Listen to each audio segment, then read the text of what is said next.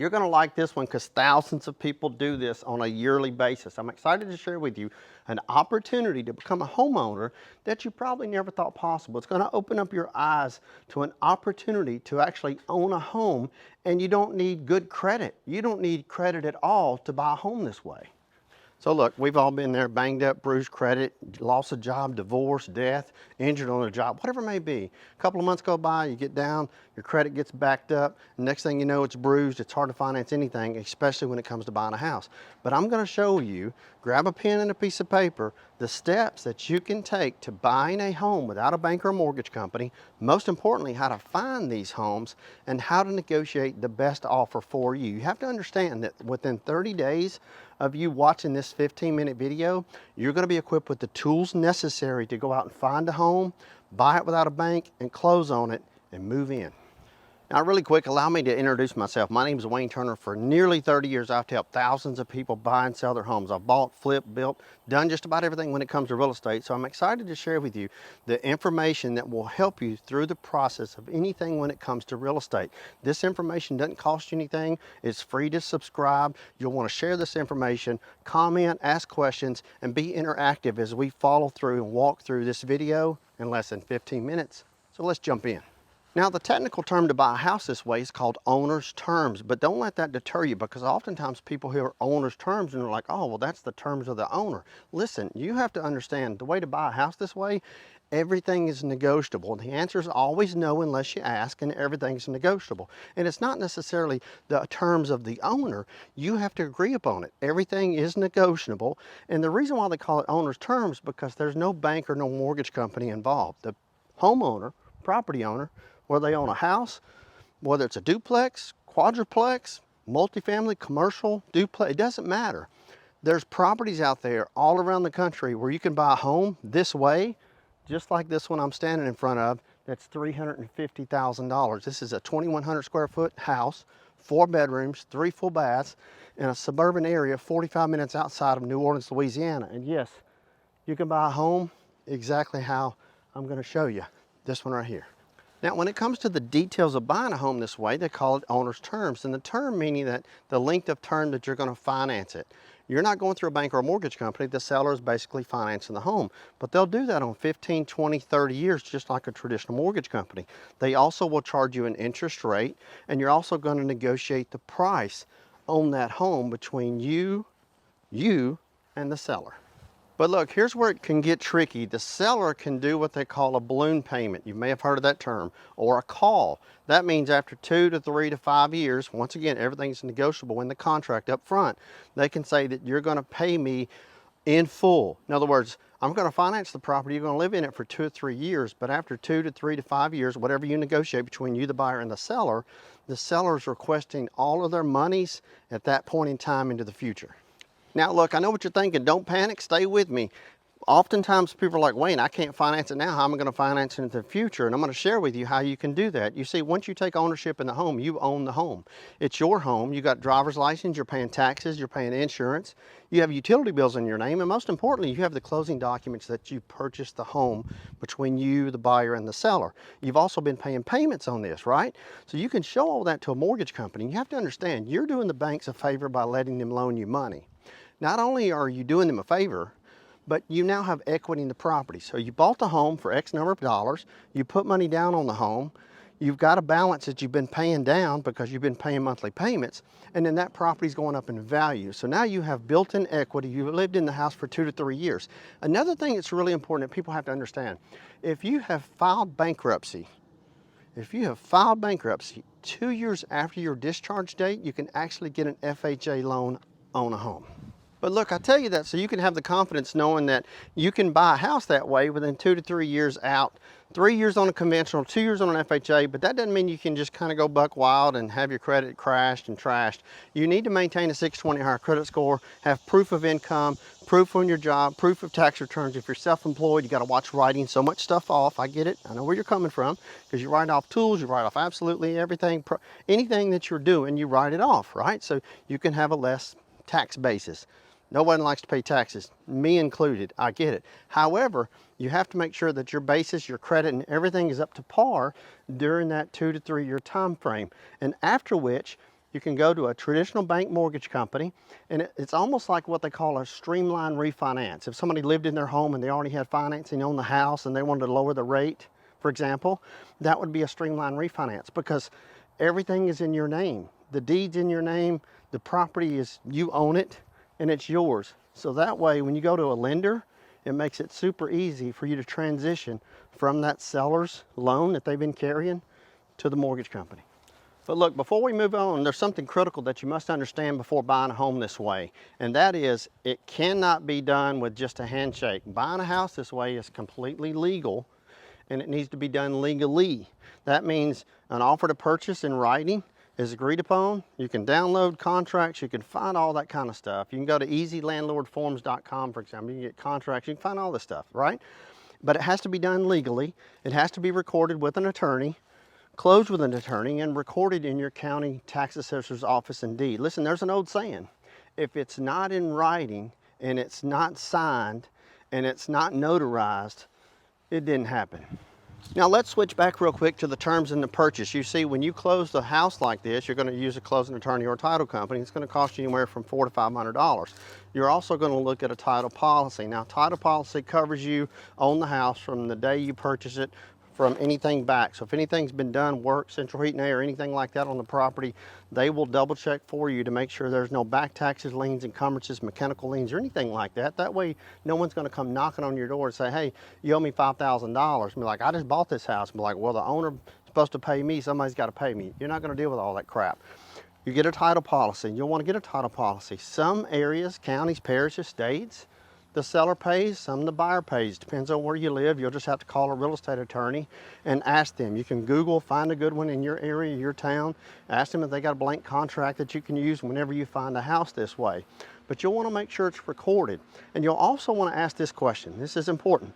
Will they service the transaction? In other words, they can be the servicer. They can start an escrow account for you.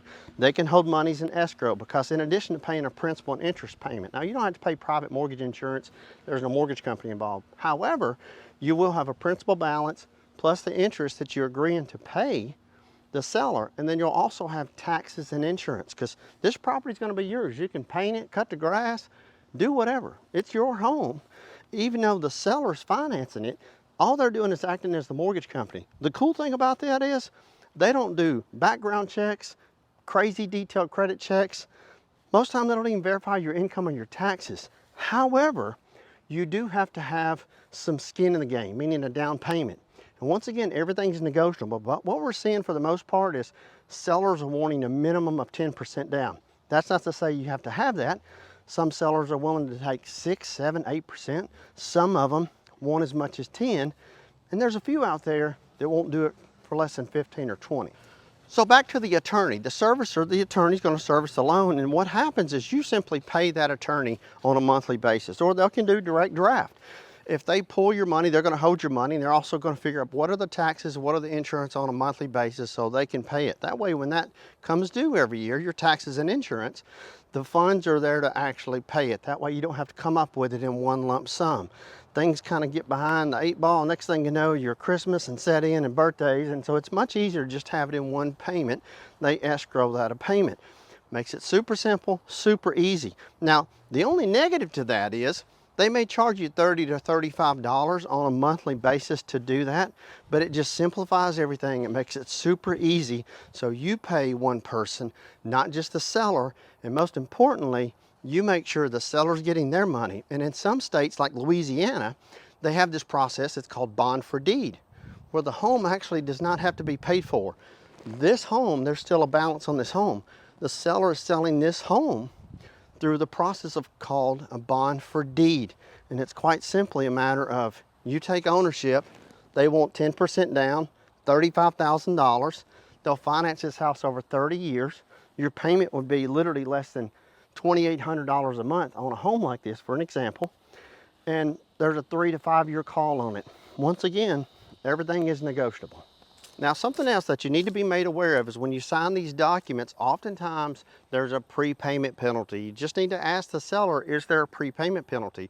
Because oftentimes the seller will want to sell you the home this way, and they do not want the home to be paid off early. And the reason for that is because if they own the home outright and they're selling it to you, once you get a refinance, for example, and you pay them in full after 2 to 3 years, they're going to get all their money. Once they get all their money, that is an investment property, and the Internal Revenue Service, the IRS, says that that is a source of income. It's a means of income, and therefore you have to pay capital gains. So oftentimes a homeowner will sell you a property, they'll do owner's terms, they'll give you a pretty decent rate, but with that rate, they also don't want it paid off. So you have to ask that up front, and they'll do that to help justify their taxes by adding in what they call a prepayment penalty. So you just want to make sure that if there is a prepayment penalty, look at the total cost, how much is it, what is the rate, and do the math, put the pencil to the paper and weigh out everything to make sure it's a win-win for you and the seller, and most importantly,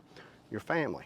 Now let's switch gears to finding these properties. You can't buy them if you can't find them, right? So how you find them, there's 3 different ways. And listen, if you like this video, type yes, Y-E-S, give me a thumbs up, comment, ask questions. We want to hear from you, the consumer, the video watcher of this information. Is it helpful for you? Is it something that you have an interest in? Or give us feedback if you ever bought a house this way. Now, to find these houses, there's 3 ways. One, you can connect with a top real estate agent in your area.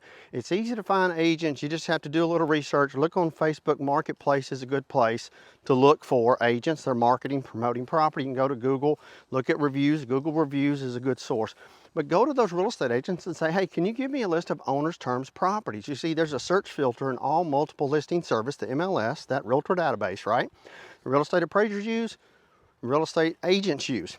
And they have a filter. They can simply click owner's terms, and they can spit out a list regardless of where you want to live. Now, keep in mind, there's not going to be a whole ton of these properties. But just because a home is not for sale, on the market for sale, does not mean it's not for sale. Now, the second way to look for these properties is to simply go to Facebook Marketplace and look for example, for sale by owners, or drive around. Look for lease purchase, lease options. You do not want to do a lease option. You just want to buy the property. If it's a for sale by owner in the sign in the yard, simply knock on the door, call them and say, hey, would you be willing to sell your property owner's terms? Do you have a mortgage on your property? Could I purchase the property for you this way, from you this way, excuse me. And then the third is simply going to Facebook Marketplace and looking at for lease and for rentals. See, I can tell you as a real estate broker, having been in this business for 30 years, we list and sell properties all the time for homeowners, property owners. They own land, multifamily, homes, and they say, Wayne, I don't want to be a landlord anymore. I bought this house and I don't want to be it. It was my personal home, I kept it, I don't want to do it anymore. And they want to sell that property. Oftentimes, just because it's for lease does not mean it's not for sale. So you can simply call every single house that's for lease. And I always tell people, look, do a drive-by, look at the house. What about the schools? What about the neighborhood? Could you see yourself living there for the next 5 to 7 years to be able to own it and not just lease it? So those are the 3 ways. Get with a real estate agent, Facebook Marketplace, for sale by owners, lease options, and then for rents. Those are the 3 ways in which you can find houses and then negotiate those contracts. Let's jump into that. Now, when somebody tells you, yes, you got a winner, but you just have to simply ask this, what do they need out of the property? Do they have a price that they need to sell the house for? They feel like it's fair. That's always a good way to word it. What do you feel is fair for the property? Oftentimes they'll throw you a figure, but you have no idea the value of the home. Now, there's a couple of ways to determine that. You simply can have it appraised, that'll cost you $400.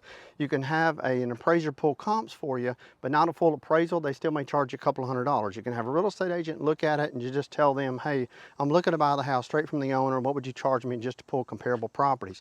Another way is to simply ask the seller, hey, have you had a recent appraisal on the property? And if so, if it's done within the last 6 to 9 months, then it's pretty fair market value if you can buy it for that appraised value, because that appraiser is going to pull comparable properties within the last 6 months of the sales of neighboring homes compared to that home that you're looking to buy within a 3-mile radius. Now, appraisals, real estate agents, another way is to go to your county seat, your county clerk of courts, and they'll have the tax records there, and you can look at what the property's valued at based on taxes. But here's the thing, you just have to know, the tax value is often different. Sometimes it can be more, sometimes it can be less, so you don't just want to rely on that. Another way is to look at Zillow. Now Zillow, they give you these estimates, but you just have to understand you're relying on computer, software, or website, if you will, based on some past sales, not all past sales, to tell you and determine what the value of the home is. At the end of the day, the best way to determine if that home is fair market value, pay $400, have it appraised. Now, once you can nail down an agreed upon price between you and the seller, you're also going to negotiate the terms. You just want to simply ask them, how long are you willing to finance the property? Would you do it for 15, 20, 30 years? And you can calculate and figure out what your mortgage payment is going to be simply by Googling mortgage payment calculator. It's that simple. But you also have to remember, you have to add a rate to that. So there's going to be an interest rate. Not always. I've met several buyers over the years that have called me to sell their homes, and they say, Wayne, we've been paying owner's terms. It's like, what's your payment? Here's our payment. Here's what we bought it for. What's your interest rate? We didn't have an interest rate. So it really just depends. The bottom line is, if the seller doesn't put it in there, that doesn't necessarily mean you have to pay it. You're still paying them, but here's what's really important, and here's where you can really get burned. You got to make sure that when you're paying an owner for that home, there is an amortization schedule, and that amortization schedule is going to show you how much is going towards the balance that you're paying that seller and how much is going towards interest. And what you don't want to do is not have an interest rate and you think, I don't have to pay them any interest rate at all. Well, you put money down on a piece of home, a property, but every cent that you've been paying that owner has been going straight to them. The last thing you want to do is buy a home and pay 100% interest. That's no different than renting. That's what I tell people. It's always best to own a home. If you're watching this video, you want to be a homeowner. Most people do. And I always suggest and tell people, you have to understand that if you rent, you're paying 100%. A lot of people, they go, wow, I never thought about that. Yeah, you have to have food, shelter, clothing, transportation. I get it. But you have to understand that if you're paying on a car and you're not leasing it, after it's paid for, it's yours. But you don't do that when you rent. So it's just always important to know that when you rent, you pay 100%. So let's jump back over to the contract. I got to get over here in the shade a little bit. I just like to walk around. A lot of people say, Wayne, why do you walk around? Hell, I can't sit still. I just got ants in my pants. I've been running like this for 53 years. I'm 53 years old and I've been running. I was kicking when I came out. You have to understand that when you buy a house this way, you still reserve the right to do a home inspection. And by doing a home inspection, the home inspectors are going to look at everything. They're going to turn on all the lights. They're going to run appliances, heat, everything. They're going to look at the roof. They're going to look at everything. They're going to crawl around the attic. And they're going to give you a list of things that are broken and not working to their intended function. At that point in time, you can give that list to the homeowner and say, I still want to buy your house, but these items need to be fixed. Now, don't get me wrong. They're not going to ask you to replace carpets, and carpets need to be redone, and caulk, and all this painting. It's not cosmetic. It's broken windows, leaky faucets, a leaky roof, things like that that are not working properly to their intended function. And you can negotiate with you and the seller to make sure those things are fixed, repaired, replaced before you take ownership of the home. You see, as I mentioned earlier, buying a home this way can be done in as little as 30 or 60 days. But you have to know that after you buy it, it's your home as is, where is. You can do whatever you want to with it, but it's your home, your responsibility. Now, there is something that you can put on a home that most people like to do, and that's a home warranty. The home warranties cost $500 to $700, depending on the size of the house, but you can put a warranty on a house. You can pay for it, you ask the seller to pay for it, covers the house for 1 year. That way, stove breaks, dishwasher breaks, instead of having to replace those items, especially the big one is HVAC, because the average HVAC unit runs about $8,000 now to replace one on a house. Now, if it breaks, you call the home warranty company, you fill out online, they come out, they fix it, cost you $100. It's just that simple. But just know, it's your home as is, where is. Whenever you buy a house that way, you can get a warranty on them. And at the end of the day, it just gives you peace of mind knowing that when you lay your head on the bed all that night, that first week, that first month, you know that if anything should go wrong, it's not going to cost you a whole lot of money. Now there's multitude of things that you can do, and a few of those are check the flood zone. Is the property in a flood zone? And if so, what is the flood insurance? How often is it flooded? I always tell people, get out and talk to the neighbors when in doubt. Never take just one person's word for it. Walk across the street next door, ask those people, has it ever flooded? How long have you lived here? Would you move back in the neighborhood? You can also pull crime reports, you can pull sexual offenders lists, you can do all that stuff during your what's called due diligence period. And listen, you just want to tell a seller, hey, if you don't mind, I'd like to have 10, 12, 14 days to do my due diligence, just to kind of do a little bit of research. I love your house, I want to buy it, but I want to make sure it's the best thing for me and my family. Not just flood, but you also want to get a copy of the survey. Ask them if they have a copy of the recent survey. Oftentimes homeowners don't have that in their possession, but you can get that at the Register of Deeds office in your county or parish. You can just simply go there, tell them the property address, they'll pull it for you on the map, and for a quarter, they'll give you a copy of that. Once you have a copy of the survey, you can see where the meets and bounds are. You can see the property line starts here and it ends there. That way you can walk the whole entire property. Oftentimes it may not be in a neighborhood, or if it's in a neighborhood, it's on a bigger lot. The purpose in doing that is so you can walk the land and know what land is going to be yours, and most importantly, is anybody encroaching upon your property. That means does somebody have a fence, a shed, a storage building, a doghouse, or whatever it may be, cattle. I've seen it all. You want to make sure that no one is encroached upon that property that you're about to take ownership of. And if they are, you can address it with a seller, so the seller can address upon the person that's encroaching upon the property, so you don't have to deal with it after you buy the home. So look, buying a home doesn't have to be stressful. It should be fun, it should be exciting. That's why I tell people, take your time, don't get in the rush, make sure you're doing the right thing, and just know that it is a minimum of a 4 or 5 year commitment, because once you buy that home, you're gonna be paying down your principal interest. It's gonna be increasing in value. So listen, I hope you enjoyed this video. My name is Wayne Turner. Give me a thumbs up, leave us a comment, ask us questions, subscribe to the channel, and share this video with anyone that you think it may be valuable. Until next time, thank you and God bless.